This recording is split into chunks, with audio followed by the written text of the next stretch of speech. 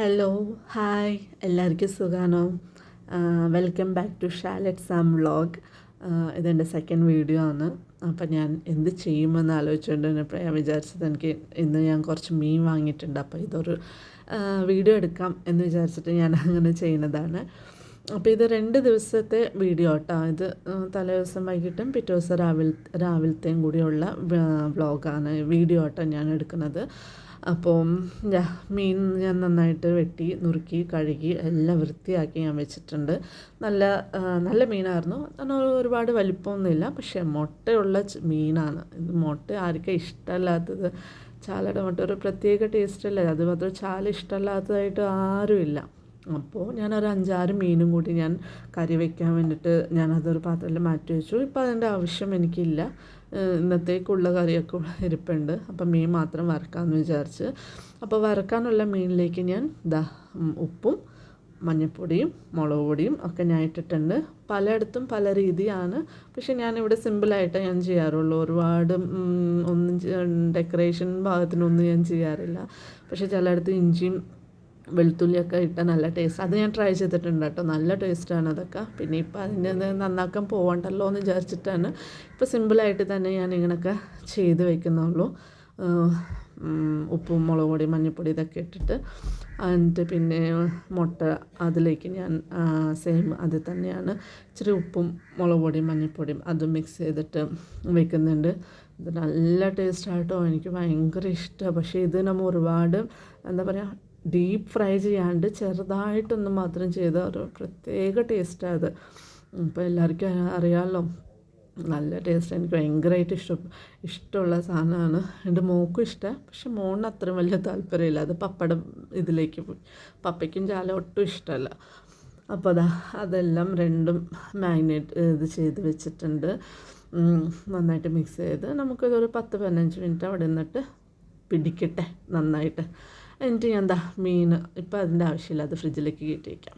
പിന്നെ ഞാൻ രാവിലത്തേക്കുള്ള ബ്രേക്ക്ഫാസ്റ്റിന് ഞാൻ ഇച്ചിരി ഉഴുന്ന് പച്ചരിയും ഉലുവയും ഇതെല്ലാം ഞാൻ ഇട്ടിട്ടുണ്ട്. അപ്പോൾ ഇതൊന്ന് കഴുകി കൊണ്ടുവരാം. അത് ഞാൻ കഴുകി കൊണ്ടുവന്ന് വെച്ചിട്ടുണ്ട്. ഇത് നമുക്ക് അറിയാമല്ലോ, ജാറിലേക്ക് ഇട്ടിട്ട് ആവശ്യത്തിന് വെള്ളം ഒഴിച്ചിട്ട് നമുക്ക് മിക്സിയിലിട്ട് അടിക്കാം. അപ്പോൾ ഞാൻ അതിലേക്ക് ചോറും കൂടി ഇട്ടിട്ടുണ്ട്. ചോറും കൂടി ഇട്ട് ഇവിടെ ഇച്ചിരി സോഫ്റ്റായിട്ട് കിട്ടും എന്നൊക്കെ പറയാറുണ്ടല്ലോ. അപ്പോൾ അതായിട്ട് ഞാൻ കുറയ്ക്കേണ്ടെന്ന് വിചാരിച്ചിട്ട് ഇവിടെ ഞാൻ ചെയ്യുന്ന രീതിയായിട്ടോ ഇത് കാണിച്ചു തരുന്നത്. അപ്പോൾ അങ്ങനെ ഒരു 2 ബാച്ചായിട്ട് ഞാൻ മിക്സിയുടെ ജാറിലിട്ടിട്ട് ഞാൻ രണ്ടും അരച്ച് ഫൈൻ പേസ്റ്റാക്കി വെച്ചിട്ടുണ്ട്. പിന്നെ ഇഡ്ഡലിക്കുള്ളത് പലയിടത്തും പല രീതിയാണ് ചെയ്യാറുള്ളത്. ഉഴുന്ന് വേറെ പച്ചരി വേറെ അങ്ങനെയാണ്. പക്ഷേ ചിലയിടത്ത് അങ്ങനെ ചെയ്യും, ചിലയിടത്ത് എല്ലാം മിക്സ് ചെയ്തിട്ടും ചെയ്യാറുണ്ട്. അപ്പോൾ ഇവിടെ എല്ലാം മിക്സ് ചെയ്തിട്ടാട്ടോ, അങ്ങനെ വേറെ സെപ്പറേറ്റ് ഒന്നുമില്ല. അപ്പോൾ ഫസ്റ്റ് ബാച്ച് കഴിഞ്ഞു. സെക്കൻഡ് ബാച്ച് വെള്ളം ആവശ്യത്തിന് മാത്രം, ഒരുപാട് വെള്ളം ചേർത്തിട്ടില്ല. നമ്മൾ അതിലേക്ക് ഇട്ടതിൻ്റെ മുകളിലേക്ക് മാത്രം ഇച്ചിരി തെളിഞ്ഞ് കാണാൻ പാകത്തിന് അത്ര വെള്ളം ചേർക്കാറുള്ളൂ. അപ്പോൾ ഞാൻ അങ്ങനെ സെക്കൻഡ് ബാച്ചും കഴിഞ്ഞു. അപ്പോൾ ഓക്കെ, നന്നായിട്ട് അറിഞ്ഞു വന്നിട്ടുണ്ട്. അപ്പോൾ രണ്ടും കൂടി ഞാൻ സൈഡിലേക്ക് മാറ്റി വെച്ചിട്ടുണ്ട് കേട്ടോ. അപ്പോൾ ഒരുപാട് കണ്ടോ, നല്ല തിക്കായിട്ടാണ് ഇരിക്കുന്നത്, ഒരുപാട് ലൂസല്ല ഇരിക്കുന്നത്. അപ്പോൾ ഞാൻ അരി അടുപ്പത്തിട്ട് അതെന്തായാലും നോക്കാൻ വേണ്ടി ചെന്നപ്പോൾ ഓക്കെ, അവിടെ നിന്ന് തിളയ്ക്കുന്നുണ്ട്, അവിടെ നിന്ന് തിളച്ചോട്ടെ, സമയമാകുമ്പോൾ നമുക്ക് നോക്കിയാൽ മതി. ഇനി അടുത്തത് ആ മാവ് ഞാൻ എല്ലാം കൂടിയിട്ടൊന്ന് നന്നായിട്ട് മിക്സ് ചെയ്ത് വെച്ചിട്ടുണ്ട്. എന്നിട്ട് അടുപ്പ് ഫുള്ള് അടച്ചില്ല, പകുതി മാത്രമേ ഞാൻ അടച്ചു വെച്ചിട്ടുള്ളൂ. കാര്യം ചൂട് പോകണമല്ലോ. അപ്പോൾ അപ്പോൾ നാളെ ഇഡ്ഡലി ആണെങ്കിൽ പിന്നെ മസ്റ്റാണല്ലോ സാമ്പാറും ചമ്മന്തിയും. അപ്പോൾ ഞങ്ങൾക്ക് എന്നാലും അപ്പോൾ ഞാൻ സാമ്പാറിനുള്ള കഷ്ണങ്ങൾ ഞാൻ മേടിച്ചിട്ട് വന്നിട്ടുണ്ട്. ഒരുപാടൊന്നുമില്ല, കുറച്ച് മാത്രമേ ഞാൻ മേടിച്ചിട്ടുള്ളൂ. ഇതെല്ലാം എടുക്കുന്നില്ല, കുറച്ച് തോരന് വയ്ക്കാനും. ഇപ്പോൾ ഈ പയർ എന്തോ കാണിച്ചില്ലേ, അതെന്താ സംഭവം എന്ന് എനിക്ക് പേര് കറക്റ്റായിട്ട് അറിയില്ല. അറിയുന്നവരുണ്ടെങ്കിൽ ഒന്ന് കമൻറ്റ് ബോക്സിൽ കമൻറ്റ് ചെയ്യണം കേട്ടോ. അപ്പോൾ വെണ്ടയ്ക്കയും ഗോവയ്ക്കയും തക്കാളിയും ക്യാരറ്റും വഴുതനങ്ങയും മുരിങ്ങയ്ക്കയും എല്ലാം എനിക്ക് സാമ്പാറിനുള്ള കഷ്ണങ്ങളെല്ലാം ഞാൻ വൃത്തിയാക്കി കഴുകി നുറുക്കി വെച്ചിട്ടുണ്ട്. വഴുതനങ്ങയും തക്കാളിയും വെണ്ടയ്ക്കയും ഇതൊന്നും ഞാൻ കട്ട് ചെയ്തില്ല, അത് രാവിലെ തന്നെ ചെയ്യാമെന്ന് വിചാരിച്ചു. ഇതിലൊരു സവോളയും കൂടി ഉണ്ട് കേട്ടോ, അത് ഞാൻ ഇതിലിടാൻ മറന്നുപോയി. പക്ഷേ ഞാൻ ഇട്ടിട്ടുണ്ട്. ഇതിൻ്റെ പിറ്റേ ദിവസത്തെ വീഡിയോയിലേക്ക് ഞാൻ ഇട്ടിട്ടുണ്ട് അതിലേക്ക്. അപ്പോൾ ഞാനെല്ലാം നുറുക്കി ഇനി ഇത് നമുക്ക് ഫ്രിഡ്ജിലേക്ക് എടുത്തേക്കും. ഇനി അതിൻ്റെ രാവിലെയാണ് നമുക്ക് അതിൻ്റെ ആവശ്യം. അപ്പോൾ ഞാൻ എന്താ ചോറ് കഴിക്കാൻ സമയമായിട്ടില്ല, പക്ഷെ എന്തായാലും മീനൊക്കെ നന്നായിട്ട് വറുത്ത് വെച്ചേക്കാം എന്ന് വിചാരിച്ചിട്ട് ഞാൻ എന്താ മീൻ ഓരോന്നായിട്ട് ഞങ്ങൾക്ക് ആവശ്യമായിട്ടുള്ള മീൻ മാത്രം ഒരുപാട് വറുത്തിട്ടുണ്ടെങ്കിൽ പിന്നെ ഓരോന്ന് എടുത്ത് കഴിച്ചു പോകും. കാരണം ചാലയും കൂടി ആയതുകൊണ്ട് അറിയാമല്ലോ. അപ്പോൾ അതുകൊണ്ട് ഞാൻ ഒരുപാടൊന്നും വറുത്തില്ല, ഞങ്ങൾക്ക് ആവശ്യമുള്ളത് മാത്രം ഞാൻ വറുക്കാൻ വെച്ചിട്ടുള്ളൂ. അപ്പോൾ അത് അവിടെ നിന്ന് ആവട്ടെ. ഇത് ഒരു സൈഡൊന്നും ആയി കഴിഞ്ഞപ്പോഴത്തേക്ക് ഞാനത് മറിച്ചിട്ടിട്ട് ഞാൻ ആ എണ്ണ ഉള്ള ഭാഗത്തേക്ക് ആ മുട്ട ഉണ്ടല്ലോ, ആ മുട്ടയും കൂടി ഞാൻ ആ സൈഡിലിട്ടിട്ട് വറുക്കാൻ വേണ്ടിയിട്ട് വെച്ചിട്ടുണ്ട് കേട്ടോ. കണ്ടോ, ആ സൈഡ് മീനെല്ലാം സൈഡിലേക്ക് മാറ്റി ഒരു എക്സ്ട്രാ മീൻ കൂടി ഞാൻ വെച്ചിട്ടുണ്ട് ഇതിൽ. എന്നിട്ട് ഇതാ മീൻ വറുത്തതും മുട്ടയും രാവിലത്തെ മോര് കാച്ചി ഇതൊക്കെ കൂട്ടി ഞാൻ ചോറ് കഴിക്കാൻ വേണ്ടി ഇരുന്നു. അപ്പോഴത്തേക്കും മോള് പറഞ്ഞു, അമ്മ എൻ്റെ ഒരു വീഡിയോ എടുക്കും ഞാനും കൂടി പറയട്ടെ എന്നൊക്കെ പറഞ്ഞിട്ട് ഇതാ മീൻ്റെ മുട്ടയൊക്കെ എടുത്തിട്ട് കഴിച്ചിട്ട് പറയാണ്. അപ്പോൾ അത് ഓക്കെ ആയിട്ടുണ്ട്. പിന്നെ പിറ്റേ ദിവസം രാവിലത്തെ ആയിട്ടാണ് ഇത് വീഡിയോ. ഇതാ മാവ് നന്നായിട്ട് പൊന്തി വന്നിട്ടുണ്ട് കണ്ടോ.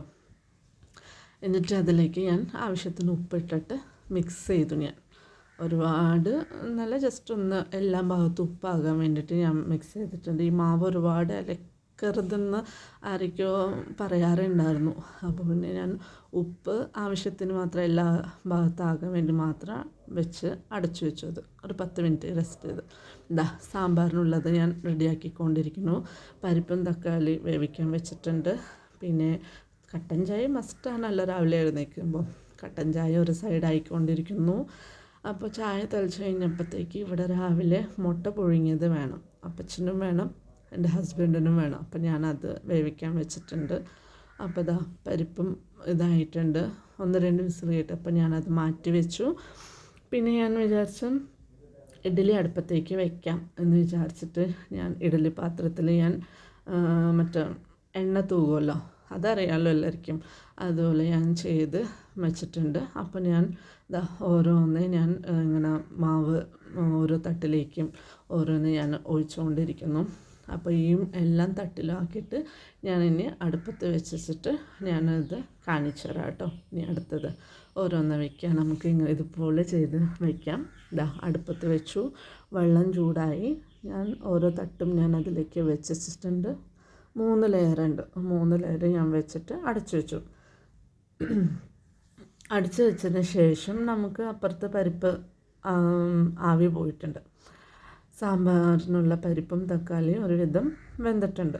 അപ്പോൾ ഇനി അതിലേക്ക് നമുക്ക് അറിയാമല്ലോ അടുത്തത് നമ്മുടെ വെജിറ്റബിൾസ്. ചിലയിടത്ത് സാമ്പാർ ഫുള്ളും ഒറ്റയടിക്ക് പരിപ്പും എല്ലാം കൂടി ഉണ്ടാക്കും. പക്ഷേ ഞാൻ അങ്ങനെ ഉണ്ടാക്കാറുണ്ട് കേട്ടോ, ഇങ്ങനെയും ചെയ്യാറുണ്ട്. അപ്പോൾ പച്ചക്കറികളെല്ലാം ഞാൻ അതിലേക്ക് ഇട്ടിട്ടുണ്ട്.